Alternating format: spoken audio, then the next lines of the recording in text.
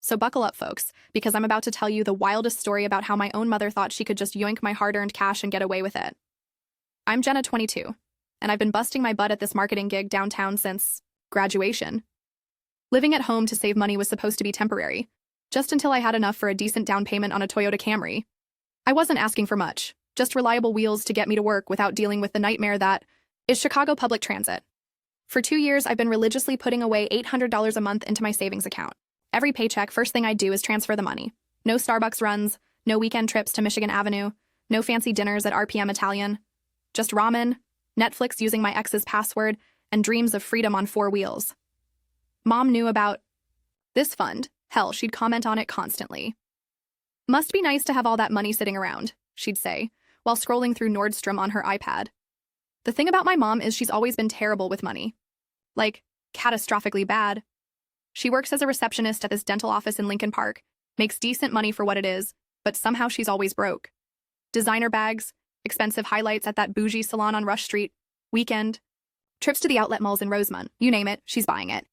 Meanwhile, I'm over here eating PB&J sandwiches for lunch to save an extra $20 a week.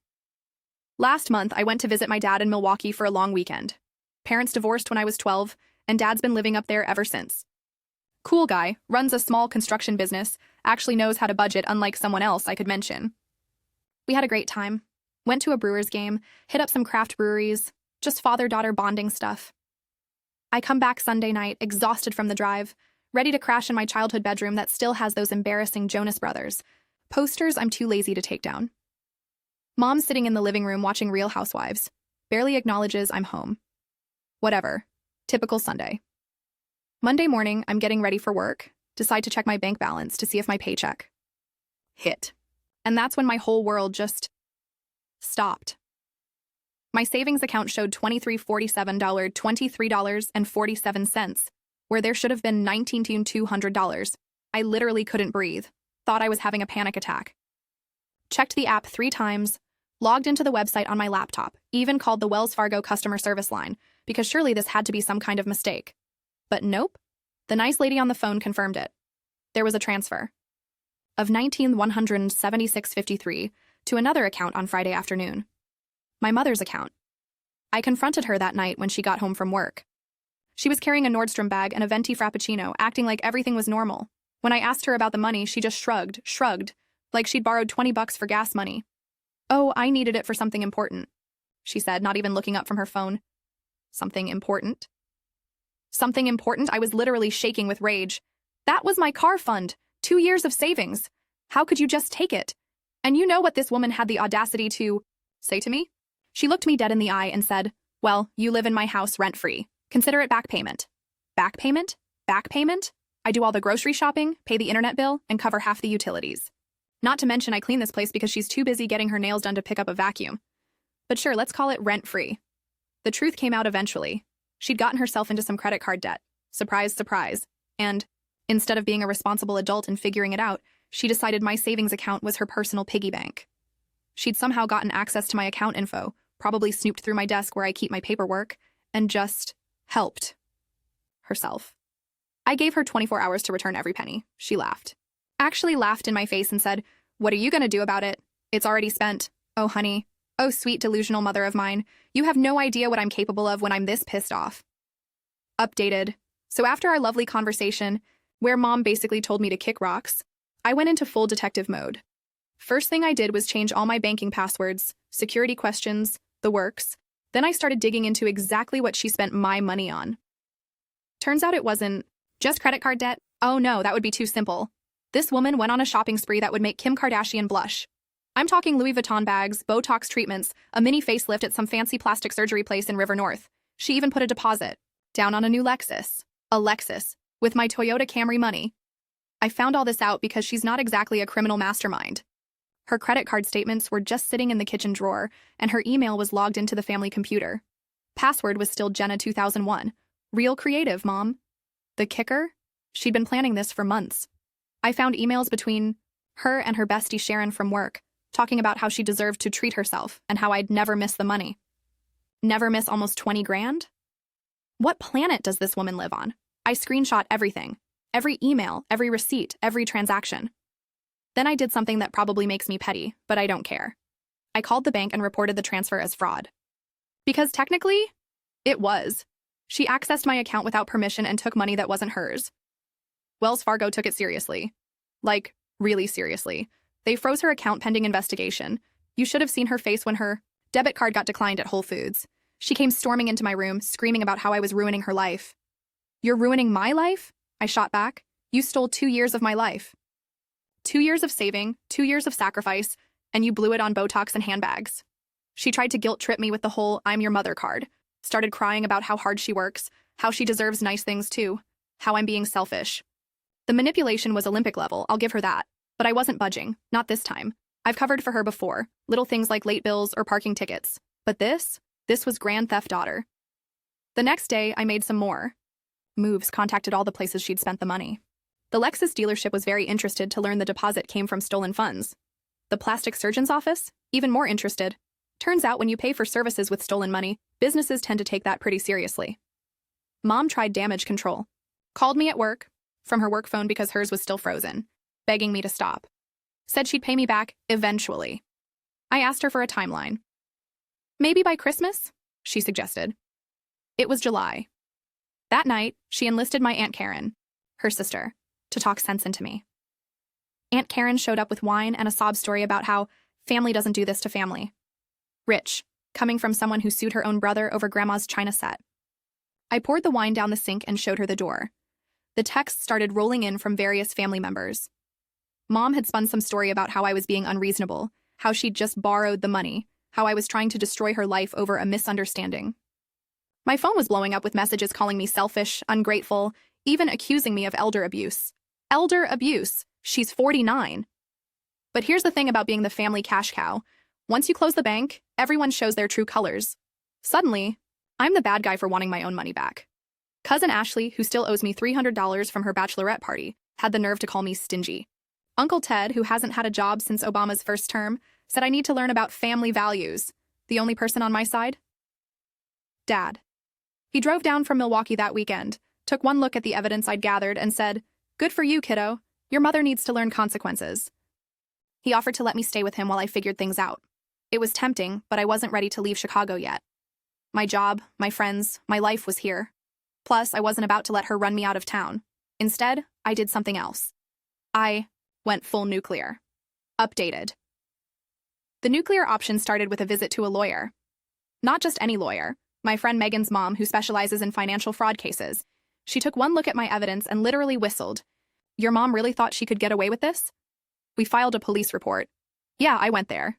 The detective assigned to the case was this no-nonsense woman named Rodriguez who'd seen it all. "Family theft is more common than you'd think," she told me. "Usually involves gambling or addiction issues. Not my mom, though. Her addiction was to living beyond her means and using retail therapy to fill whatever void she was dealing with. The investigation moved faster than I expected.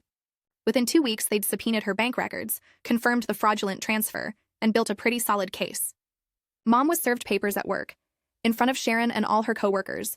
The humiliation must have been epic. But here's where it gets interesting. Turns out, this wasn't her first rodeo. The investigation uncovered that she'd done something similar to my grandmother 5 years ago. Grandma had dementia by then, and Mom had convinced her to sign over power of attorney. $25,000 disappeared from Grandma's retirement account. The family thought it went to her care facility, but nope. It went to Mom's credit cards and a vacation to Cabo with her then-boyfriend Derek. I was in college then, had no idea. Dad knew something was fishy but couldn't prove it. Now we had proof. The district attorney offered Mom a plea deal. Full restitution plus community service or face charges for both thefts. She hired a lawyer with money she borrowed from, wait for it, Sharon. Because apparently Sharon's an enabler with terrible judgment. Meanwhile, I was taking control of my life.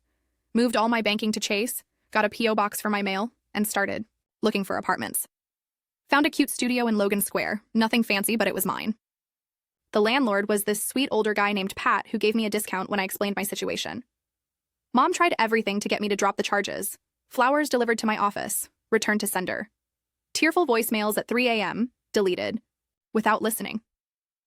She even showed up at my work with a check for $5,000, claiming it was a down payment on what she owed. My boss, who'd been following this saga like it was a Netflix series, took one look at the scene in our lobby and said, Jana, take the rest of the day off. We'll handle this. Security escorted her out while she yelled about me being an ungrateful daughter. The whole office saw it. Monday's team meeting started with my coworker Brad saying, "So, everyone's family is crazy, right?" The restitution process was grinding along, but Mom was dragging her feet. The court had given her 90 days to come up with the money. She sold the Louis Vuitton bags, at a loss naturally, canceled the Lexus order, lost the deposit, but was still short about $12,000. That's when things got really ugly. She started telling people I was mentally unstable, that I was having some kind of breakdown, posted on Facebook about her troubled daughter and how she was praying for my healing. The comments were a mix of sympathy for her and wait, isn't this the daughter she stole from? My cousin Tyler, bless his heart, commented with screenshots of her bragging about her shopping spree just weeks earlier. The post disappeared real quick after that. The family pressure intensified.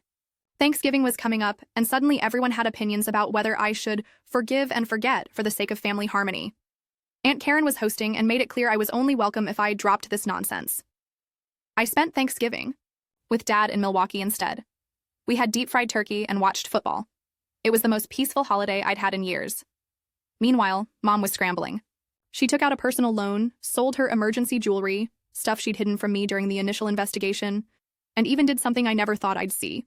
Got a second job. Started working weekends at Macy's. The deadline was approaching.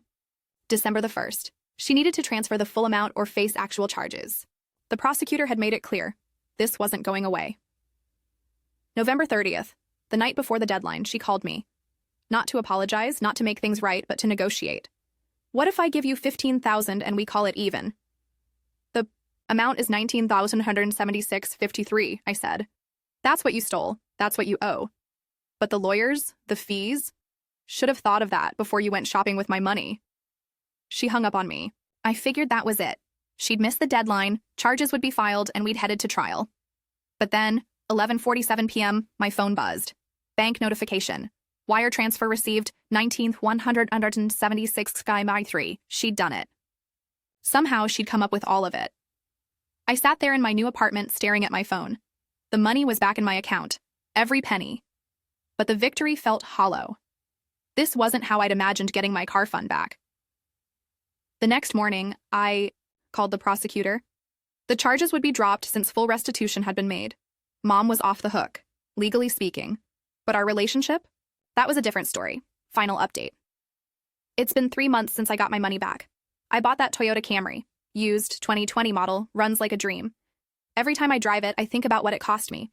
Not just money, but my relationship with my mother. She's tried to reconcile. Sends texts about how she's changed, how she's in therapy. Doubt it. How she's learned her lesson. I gray rock every attempt. Yes, I respond, but only with single words or brief phrases. The bare minimum to not be accused of total abandonment.